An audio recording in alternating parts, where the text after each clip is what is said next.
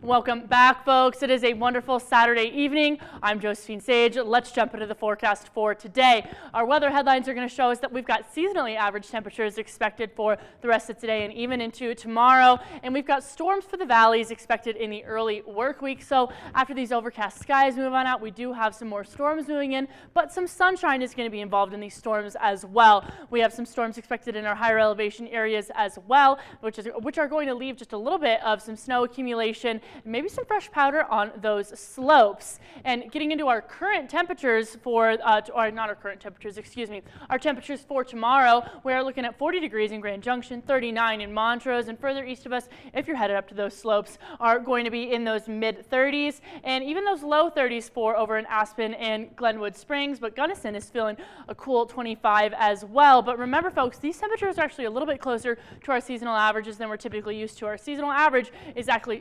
actually just about 40 for today.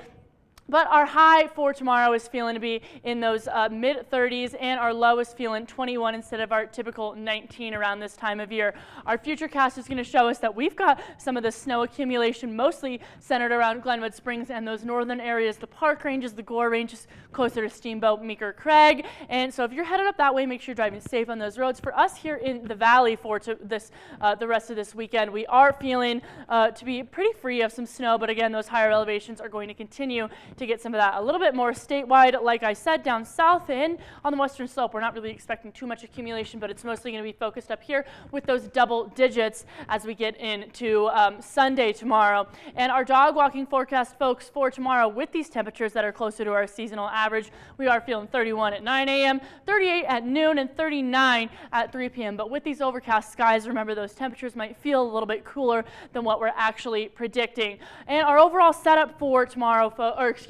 for today, as the storm is kind of moving on out, the system is starting to come into the northwest. This morning, the system moved further inland this afternoon, and this evening is where it's finally going to get really, really close to that corner of Wyoming and that corner of Utah to kind of bring us in where those showers and that snow accumulation is going to happen. But our look ahead, folks, that system is moving across the central U.S., and on Sunday is where it's going to finally start impacting these parts of the western U.S. as this storm that we were experiencing earlier is finally kind of moving across that east coast area. But for the rest of this week, if we want to take a peek, again, we're going to have those storms in the early work week expected late Sunday night and into Monday, with those low 30s through Tuesday and Wednesday. We're even getting down into those teen temperatures for a low on both Tuesday and Wednesday, but Thursday, Friday is where we're finally going to peak at our seasonal average of 40, and even at the end of the work week, we've got a chance to get above that seasonal average point at 45 degrees instead of our typical 40, 41 around this time of year. And Montrose is also going to continue to have this same kind of trend